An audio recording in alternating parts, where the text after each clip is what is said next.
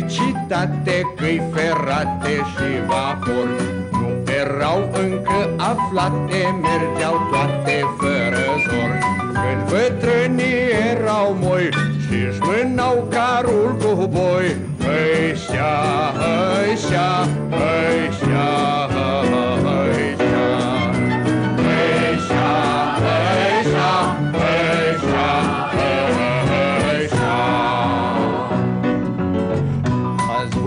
pe căi ferate, prin vagoane de sate, cu capetele sparte, nemâncați și de derați.